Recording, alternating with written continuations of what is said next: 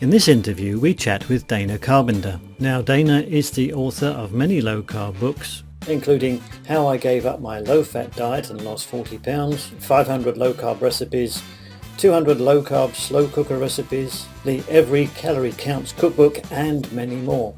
Yet Dana is not one of those theory type of writers. She walks the talk, and it's not widely known that she was once a sugar-addicted kid whose addiction caused her to grow to over 200 pounds, which for her height meant that she was severely overweight. But that, of course, is all in the past. Dana embraced the healthy eating habits that come with the low-carb lifestyle and has seen many of the health issues that once troubled her go away. So let's join Alain and Dana now as she reveals many of the ways that a low-carb lifestyle has helped her that may well help you as well. Good morning, Dana, and welcome to the Low-Carb Paleo show. Thanks for having me. Good morning, Mark. Good morning, Alain. How are you today? I am fine. Everybody's happy and good-looking? Oh, yes.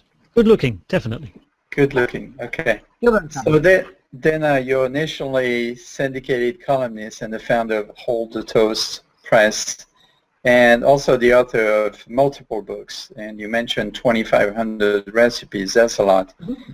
I mean, I have quite a large database of recipes, but I don't think it's quite that big.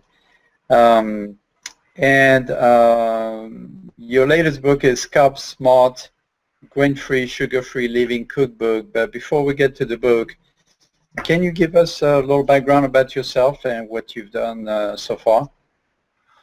Well, I started writing in 1998, I think it was. I had gone low carb in 1995, and a friend of mine who ran a local health club saw what happened to me and asked me to come teach about low carb at her health club. And I gave a 1-hour opening speech for free. People could, just open to the public.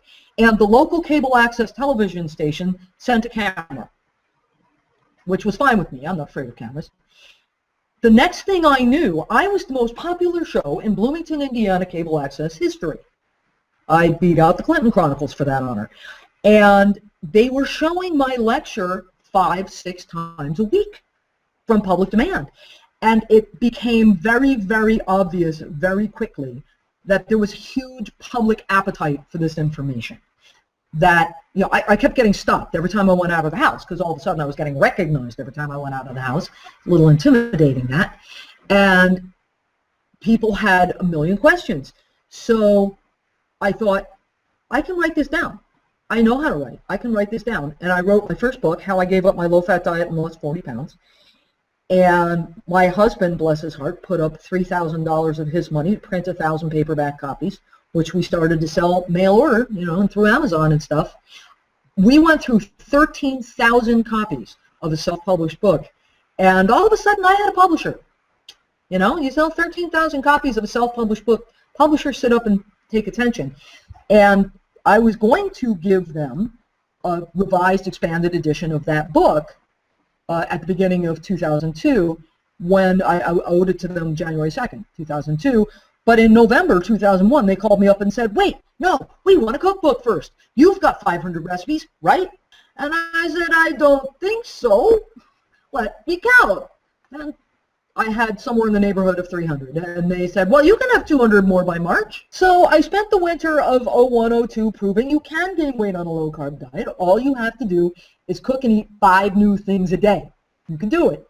But I'm glad I did that because that book sold 500,000 copies and really kicked off my career. And that's how I ended up a syndicated columnist, because that was led into the 2003, what I call the Atkins boom of 2003. And United Media was looking for somebody to write about low carb, and I was the obvious choice because I was the best-selling cookbook author. And I'm really grateful for that experience. United Media was great to me. Once the boom was over, we figured the whole thing wasn't worth it anymore. But among other things, it made me a much better writer. It really did. And again, everybody at United Media was very, very nice to me. But of course, you write one best-selling cookbook, and oddly enough, they want you to write some more.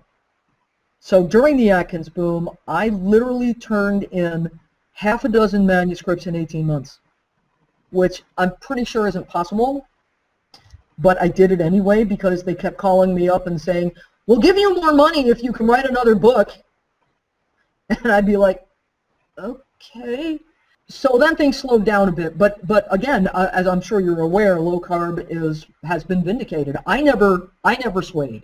You know, I never was like, oh, low carb is dead. I was like, no, the science is with me. And anyway, I don't want to weigh 200 pounds again. I tried low fat. I tried whole grains. I tried, you know, all of that, and it was a disaster for me.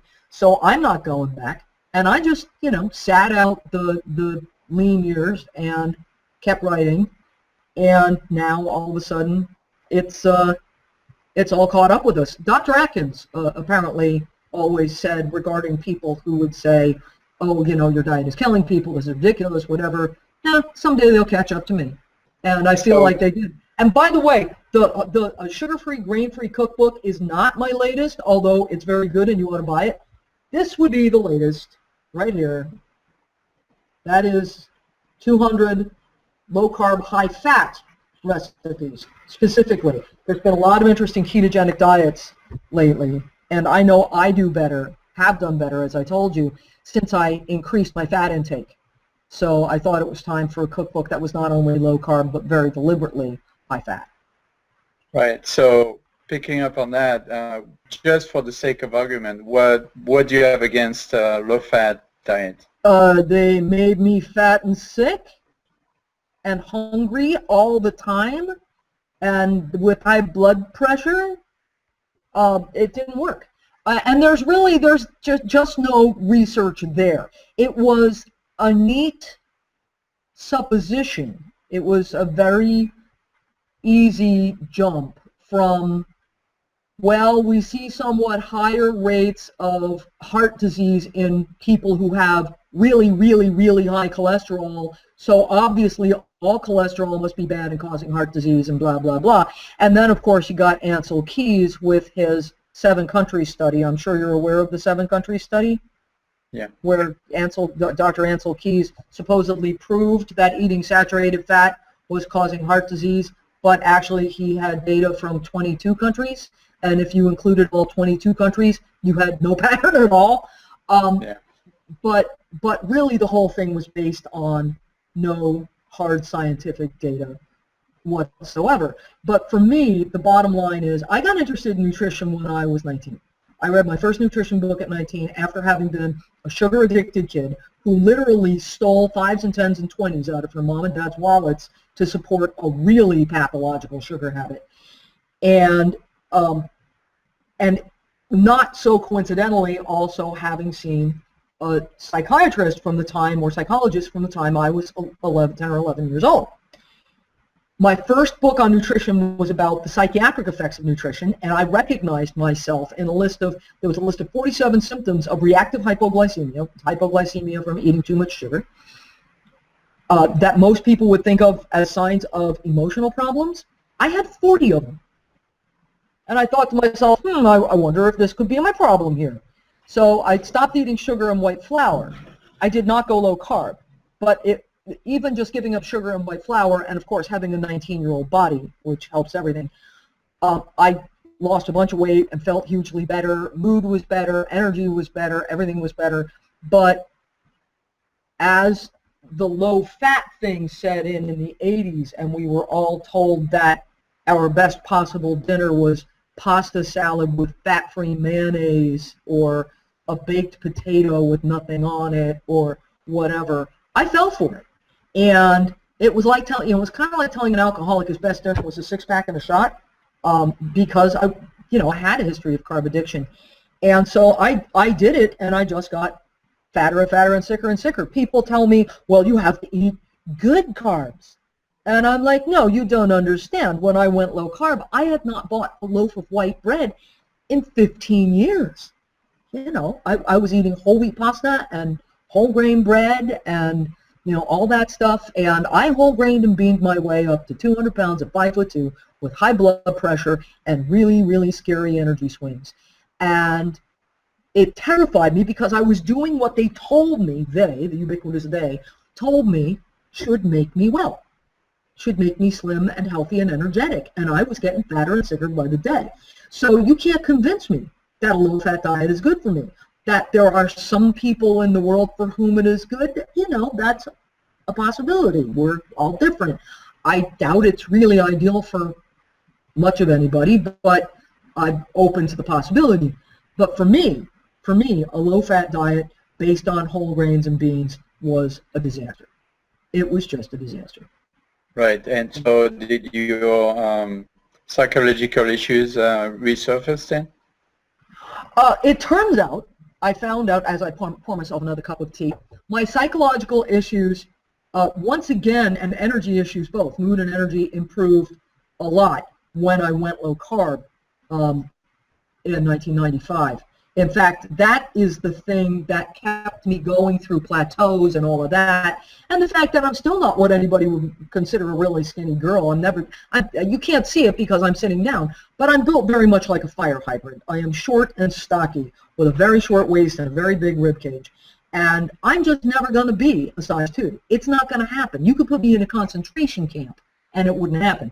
So, but what has kept me going all along is the dramatic improvement in how I feel. However, 4 years ago, I was, at the age of 52, finally diagnosed with attention deficit disorder.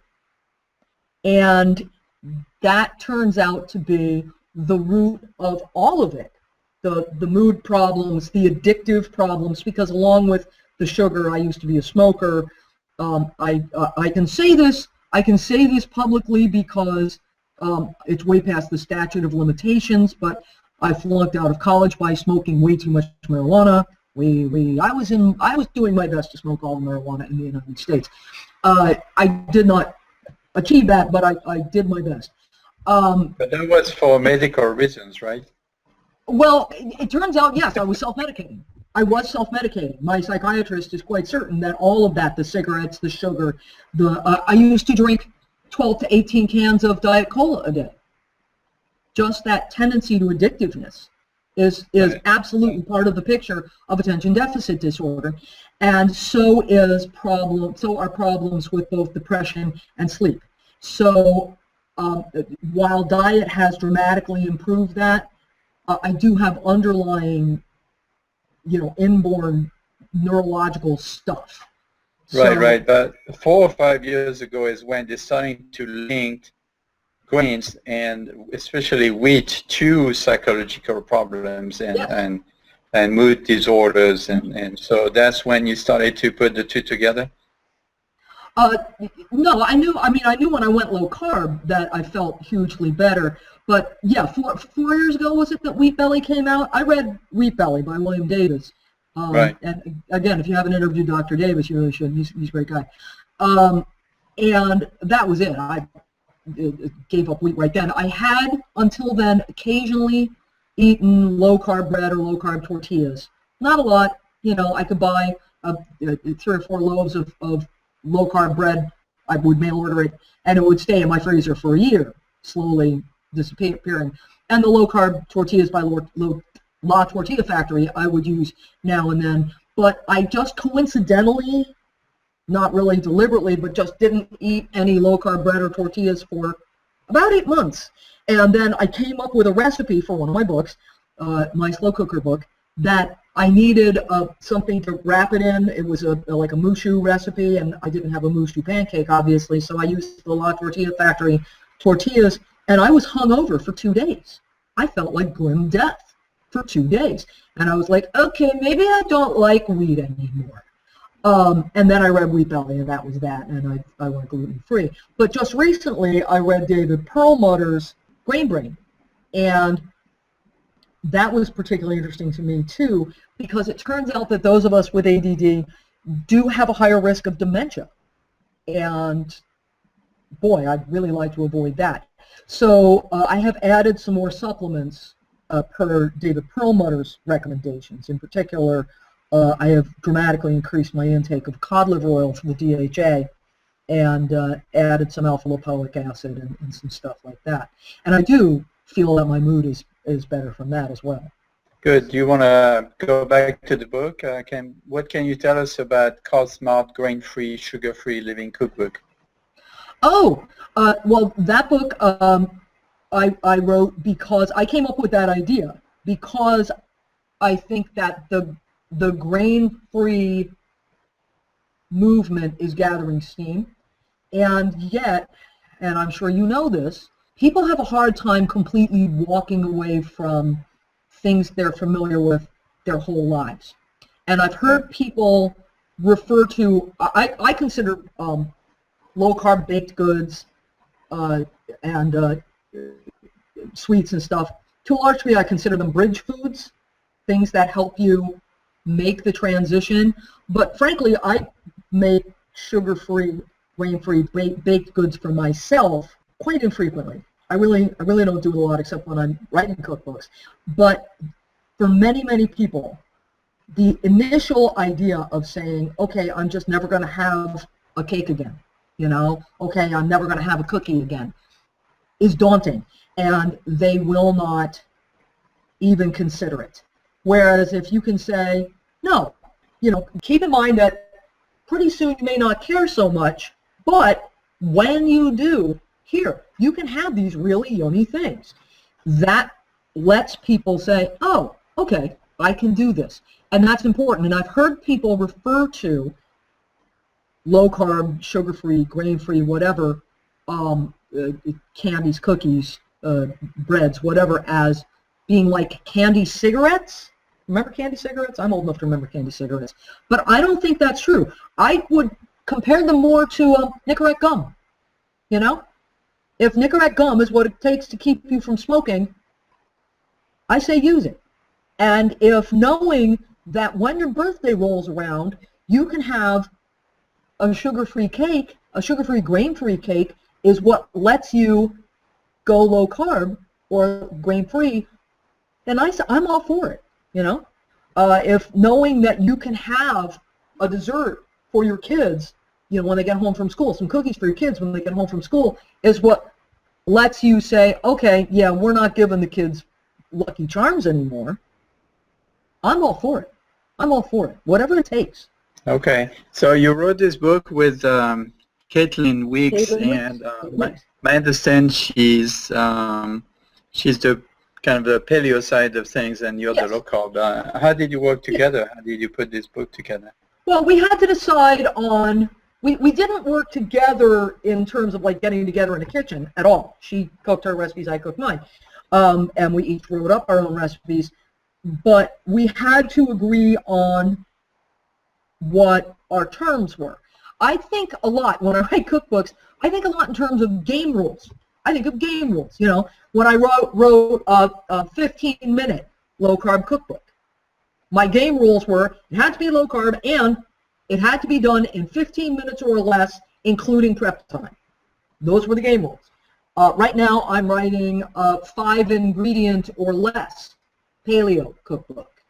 And so, you know, what are the game rules? The game rules are it has to be paleo now, and we should get into that because the definition of paleo is very, very fluid, and I find it concerns me some. But the game rules for this book, we had to agree what sweeteners are allowed. You know, we weren't using artificial sweeteners.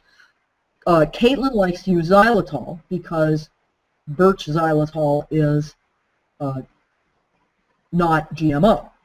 I prefer erythritol for a few reasons. First of all, it is less absorbed in the gut than xylitol and therefore has a lower carbohydrate impact on the body. Second of all, xylitol does not have the gut issues that xylitol often does. Erythritol does not have the gut issues that xylitol often does, but also because xylitol is profoundly toxic to dogs, and I have 3.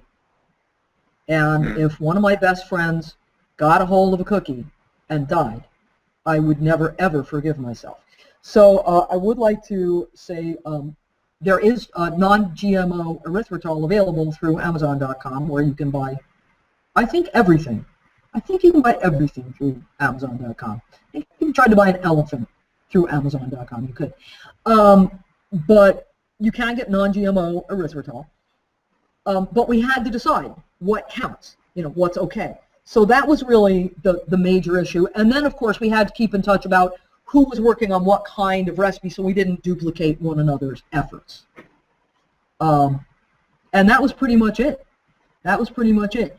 I focus, again, more on low carb, although for this book I did, a few more carbs than I would eat on a daily basis, because that wasn't the main focus. Right, right. So going back to paleo, what is your take on paleo then? First of all, I think we should all admit that virtually nobody is really eating a Paleolithic diet. Nobody. Nobody. Unless you are hunting all your meat and gathering all of your vegetable foods locally in season, you are not eating a paleo diet. There is nothing paleo about eating a banana in southern Indiana. There is nothing paleo about, drinking bulletproof coffee, period. So we have to decide what we mean by paleo. For me, the things that come to mind, first of all, I think Ray Audette, who wrote Neanderthal back in the 90s, had it right when he said that if something can't be, if you couldn't gather it with only a sharp stick and a rock and eat it raw, it ain't food. Okay? And that, if you couldn't eat it raw. Now, he doesn't suggest you should eat everything raw, just that you shouldn't eat anything that would be toxic if you ate it raw. For instance, grains and beans, toxic if you eat them raw. They'll give you a heck of a bellyache. White potatoes will also give you a bellyache if you eat them raw. Cashews, of course, as they come off the tree, have the same chemical as poison ivy. The so-called raw cashews you see in the grocery store and the health food store around here are not raw. They've been steamed. Same problem with the nightshades. Yeah. Well, you can and I do eat tomatoes and peppers raw. So apparently they are not toxic to me. I know people who do have to forego the nightshades, but I eat them and I don't have any arthritis. And I've abused the heck out of my hands over 30 years as a deep tissue massage therapist, because that's my other gig, is I'm a deep tissue massage therapist. But you can eat some of the nightshades raw. Another thing that I find interesting is the devotion to almond milk. A lot of people in the paleo community are using almond milk. Most of the almond milk I see in the store is highly processed and has all sorts of interesting ingredients on the label. And I don't know why that's more paleo than grass-fed cow's milk. I think that I think primal makes more sense to me than strict paleo without dairy, unless you have specific issues with dairy, and obviously some people do. Right. But I would bet that our caveman hunter-gatherer ancestors were eating cheese, and I'll tell you why. You kill a baby ruminant animal, a suckling ruminant animal, it will have cheese curds in its stomach. And I would be willing to bet our ancestors didn't throw that away. So my guess is that cheese of some kind has been on the human menu forever. Forever. Now, right. Probably not a good Stilton. Damn it. But well, I don't understand. I don't understand the push for almond milk rather than dairy milk. I don't know. So I've also seen some people using tapioca, which is toxic as it grows. Let me answer that question for you from my point of view. I am lactose intolerant, so I cannot drink processed milk. So I can't drink soybean milk because I don't just like the idea with the phytoestrogens and everything. A lot of it. Plus a lot of it is genetically engineered. But I do eat cheese, and I try to eat raw cheese as much as possible. Mm-hmm. But I haven't found a local raw milk source. I'm curious to test raw milk on myself to see if it would still give me the same digestive problems. Basically, I stay away from regular commercial milk because it's homogenized, pasteurized, and all that kind of stuff. But I would be curious to taste raw milk to see if it does any difference for me. But as far as cheese, I eat cheese. As long as they're fermented and aged, I have no problem with it. See, and I think that's a sensible point of view. I come, again, from largely British ancestors and some Dutch. And, of course, both cultures have a very long history of herding and dairying. And I think to some degree lactose tolerance is a function of genetics and of who your ancestors were. So, because obviously people who did better in a culture like that, were more likely to survive and reproduce. So I think the fact that I have no problems with dairy. Now, I don't, use a lot of milk because milk is 12 grams carbohydrate a cup. So I think it's fairly benign. If you are not lactose intolerant, I think of the sugars, lactose is one of the more benign, easier on the blood sugar. But on the other hand, my body says it's sugar and says the hell with it. I do use heavy whipping cream. I do use cheese. And, that just makes sense to me. I just think it's interesting the degree to which people try to get things into the paleo fold, so to speak, based on their own preferences. And that's okay. Everybody's allowed to have preferences, but it doesn't square for me with the sometimes almost religious sentiment I see, particularly on Facebook. People saying, oh, I couldn't possibly eat this or that or the other thing because, it's evil, it's bad, and there does seem like there's this religious fervor. There's also, of course, the whole anti-vax movement, which I personally think is wrong-headed. All you have to do is see one person who had polio as a child and you decide you're pretty glad you had your polio vaccine.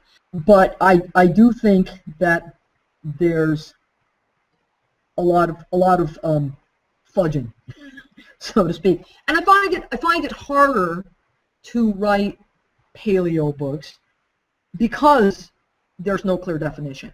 When I write low-carb books, there's one metric. How many grams of carbohydrate are in a recipe? How many grams of carbohydrate are in a dish, And more and more and more, when I write low-carb recipes, they are also closer to paleo.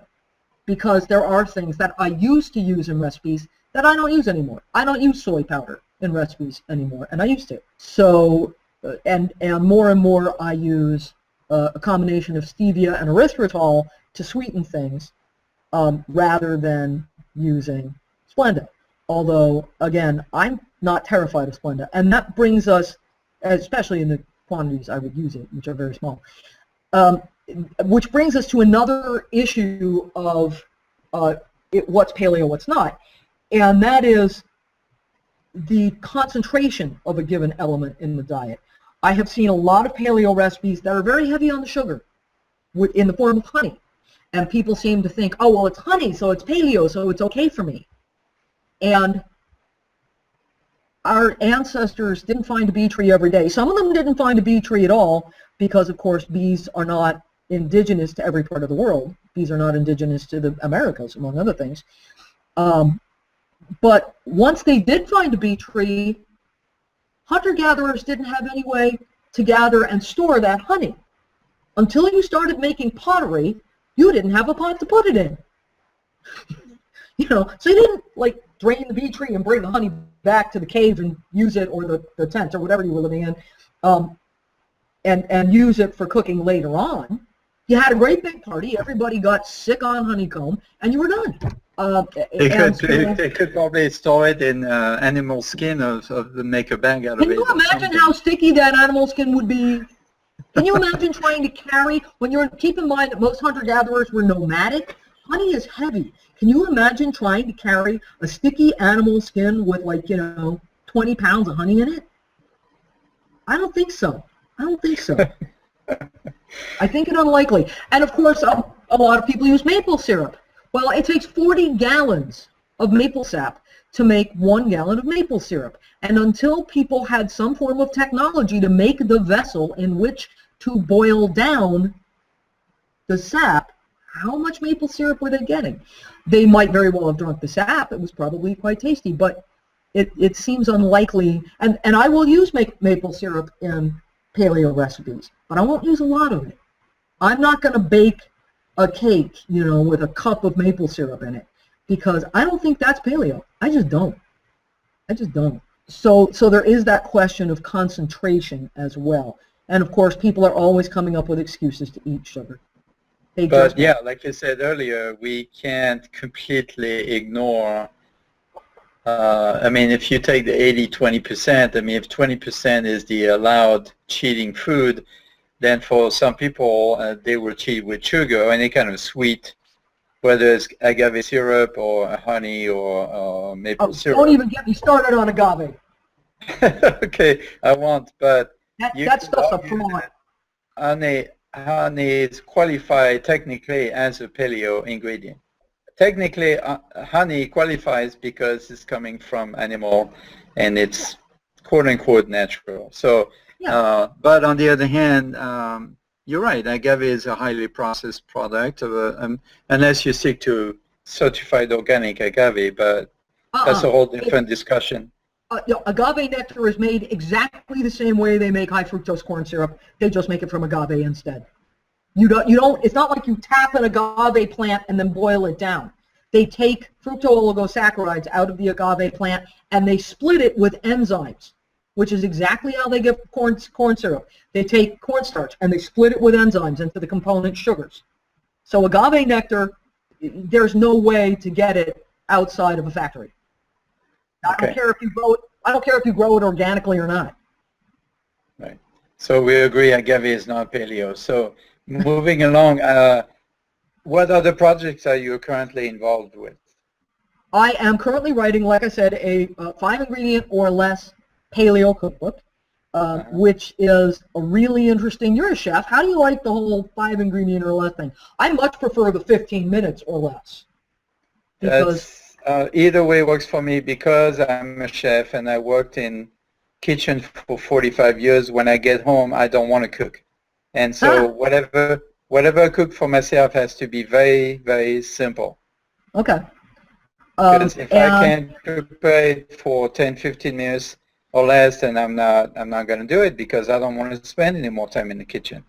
Okay. Because I already spent the whole day on it. So. Yeah. And I find myself getting irritated having to choose between garlic or onions in a recipe, you know. But people want it, and I don't write cookbooks for me, I write cookbooks for them. And the other thing I just signed on for is I have worked in the past with Dr. Rob Thompson, who wrote the Glycemic Load Diet, and I provided recipes for that, and for another one of his books. So we're working together on a book about insulin resistance, and I will be providing recipes for that. So at this point, I owe my publisher 275 recipes by next April. Wow. You're a busy lady. I cook a lot, yeah. I cook a lot. And the hardest part, I have to tell you, was not all that cooking. The hardest part is not all that cooking or all that grocery shopping or all that dishwashing or anything like that. The hardest part is eating up all the damn leftovers with only 2 people in the house. Well, you have dogs to help you, right? It is true. I also have chickens. I have only found one thing chickens won't. Yeah, I have 30-some chickens in my yard. I live, you know, like I said, in Bloomington, Indiana, so we have a 10-acre yard, and we're outside the city, so we can have all the chickens we want. And of course we like eggs. Eggs are good. So yeah. we have all those chickens, and chickens perform the wonderful magic trick of turning old food into new food. It's a really cool trick. They also turn ticks into food. Have you run across ticks in Austin? Have you come to fear the American creature known as the tick? Not in Austin. It's too hot in here for that, right? Okay. I'm not familiar with ticks at all. I know it's more of a northern. Yeah. I've had Lyme disease from a tick bite. So I really would prefer not to do that again. Ticks scare me, and they're evil and bad, and they should all die. So the fact that my chickens will eat ticks and turn them into eggs makes me very, very happy. Makes me very happy. So it's tick-flavored eggs. Really? No, they're egg-flavored eggs. I've found that whatever I feed my chickens, the eggs come out tasting like eggs. I have only found one thing chickens will not eat, by the way, and that's mushrooms. Oh, okay. Maybe they have some instinctive sense that some mushrooms are poisonous. How do you feel about, speaking of which, how do you feel about mushrooms as a paleo food? I would consider them paleo because I figure our ancestors figured out pretty rapidly what things in their environment were poisonous and what things were not. Yeah, but yeah, absolutely. Yeah, absolutely. Mushrooms are definitely, by definition, paleo. Okay. Gathering. Yeah. Gathering. Yeah, part. I just you wonder how many people died before they figured out which ones were edible and which ones were not. Well, it's part of natural selection, right? I guess. By the way, we get chanterelles growing in my backyard. Oh, nice. Yeah. You're lucky. Yeah. Yeah. And so the good thing is the chicken are not eating them. That's right. Well, they don't go back in the woods a lot anyway. The chanterelles grow out in the woods, whereas the chickens run around the lawn. But yeah, we get chanterelles, and we get all kinds of. There are some interesting wild foods around here. In fact, I should go today. We have deer everywhere here, and I don't hunt, and my husband hasn't, although he's thinking about it. But the local deer processor will let me have all the free deer bones I want, because otherwise they have to pay a waste company to haul them away. And so all winter long I feed my dogs on free venison, but they also invariably give me chunks of meat big enough to cook for myself, and it is fresh. That's good. So that's great. So that's nice. Yeah. So there you go. You're paleo. So from our discussion, it seems like you're obviously a big supporter of low carb. Do you feel that the paleo diet will be around 10 years from now, or is it a fad? I think that the two are close enough that each will inform the other, and that some hybrid of them will arise. I don't think that the idea that we should probably be eating the foods on which we evolved will go away. I don't think that idea will go away. And I don't think that the idea that carbohydrate restriction is beneficial, especially for those of us who naturally tend to obesity, will go away either. So I think what we are seeing is that the two are starting to meld and hybridize. I can tell you that every time I have published a recipe using Splenda in the last, 6 or 7 years, somebody will scold me. Somebody will scold me. So I'll be one of them. Okay, and although I also get scolded for using stevia, I get scolded for using sugar alcohol. The sweetener wars are the bane of my existence, because there is no sweetener I can use that somebody won't object to, and yet, as you said, some sweet flavor is just part of cooking. It is, and I don't do a lot of desserts, but I do salad dressings, and I do marinades, and I do, that kind of thing, and a sweet note is part of that. I did a coffee rub for pork yesterday, and that had a whole tablespoon of erythritol in it, and it was quite good. A silly question popped up. How do you create 2,500 recipes without repeating yourself? I'm not guaranteeing that I never repeat myself. There are recipes I revisit. For instance, there is a skillet supper, very simple, that has sometimes been referred to as Joe's Special or Casual Joe, as opposed to Sloppy Joe's. I just call it Joe, and it's hamburger meat, onions, a little garlic. Some people have mushrooms, which is very good, and spinach. and then you add beaten eggs and scramble that until it's set. And it's really very good.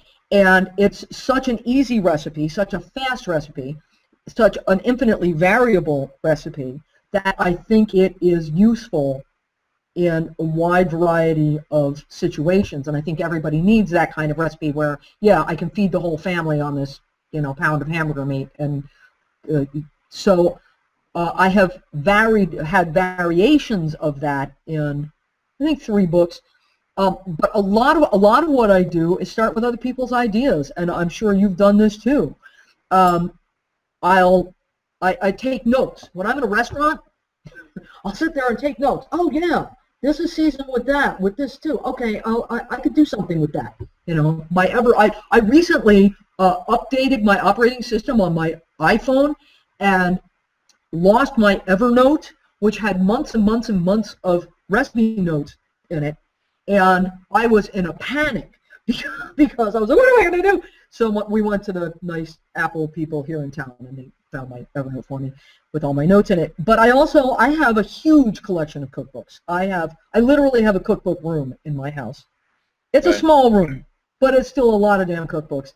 And I will go through other people's cookbooks going, oh, that's interesting. Now I could take out the rice. And obviously, I don't want to use the sugar, but that's a really interesting combination of flavors. I bet I could make a salad out of that, or whatever. And so that's what I do a lot of, is starting with other people's recipes, whacking out huge chunks of carbohydrate, or often simplifying things, recipes that would take forever to cook. I'll make them quicker, or things that again, would take forever to cook. I'll do them turn into a slow cooker recipe. I do a lot of that. I also just simplify, because most cookbooks are purchased by foodies, by people who really like to cook, people who understand food. I have known all along that this is not necessarily true of a lot of the people who buy my cookbooks. A lot of the people who buy my cookbooks were living on Kraft macaroni and cheese and frozen pizza like the rest of the country, up until the very day they realized what they were eating was killing them. Right. And if I tell them to buy verjuice, is that the right way to pronounce that? V-E-R-J? Verjuice? Okay, I speak no French. Yeah. I speak passable Spanish, but no French. If I tell them to use that, they are going to get glassy-eyed and just move on to the next recipe. I need to use ingredients they know. My rule is, if I have to go to more than 2 stores in Bloomington, Indiana to find an ingredient, I don't use it unless I can tell people where to find it on Amazon.com. I used to just say, if I can't get it in Bloomington, I don't use it. Because, town of 75,000 in southern Indiana seems like a pretty good middle-of-the-road standard for what would be available. Less than what will be available in New York City, but more than what will be available in some little town of 200. But now if an ingredient is easily available through Amazon.com, I feel free to tell people, yeah, you can get it through Amazon. A quick question, really, going back to your low-carb, high-fat recipes and so on. In your experience, how much fat do you think people should be having to make their diet worthwhile on a low-carb scheme? I can't. People always ask me how many grams of carbohydrates should I eat, and I always say, how the heck should I know? Because it is individual. But I shoot for over 80% of my calories from fat. Different people, and I've heard from people who really need, other people who really need to keep it that high. And certainly if you want to be in ketosis, a good strong ketosis to suppress appetite and clear-headedness and steady energy and all that, then you need to stay probably above 70%. And that's what I've shot for in the recipes in this book. There are a few recipes that are lower than that, just because I thought this is a really good recipe and they're probably going to eat a nice oily salad with that anyway, or whatever. I have cracker recipes in there, and I figure people are probably going to eat crackers with a dip or cheese or butter or something else that would add fat. But as for fat, I have heard from people who do better if they cut it back to 65% of calories from fat. I think the important thing is to not be afraid of fat, to not deliberately choose the boneless, skinless chicken breast, and how that ever got a reputation as a whole food, I have no idea. Nothing whole about it. All my chickens have bones and skin. It's amazing. I think that, eating your chicken with the skin, eating the fat on your steak, please eating the yolks of your eggs, which are not only the tastiest part, but where all the vitamins and antioxidants are. The white of the egg is pretty much pure protein and no vitamins or antioxidants. But to not be afraid of fat, to not be afraid to put butter on your vegetables, to not be afraid to put oil on your salad, to stop using, God forbid, fat-free ranch dressing, which is just spicy corn syrup anyway. It is good to know that you absorb more of the antioxidants from the vegetables that you eat if you eat them with fat. So I think that's the important thing. And if you are hungry on your low-carb diet, or if you know you're staying under 20, 30 grams a day and your blood sugar is still running a little high, consider cutting back on the protein and eating more fat. Well, I'm conscious of your time, Dana, so I know you said you've got prior appointments, so I guess we better let you go, even though it's been a fascinating chat with you. It's been fun. Thank you again, Dana, for being on the Low-Carb Paleo show, and as we say in Texas, a votre santé, yo. Thanks. Thank you again.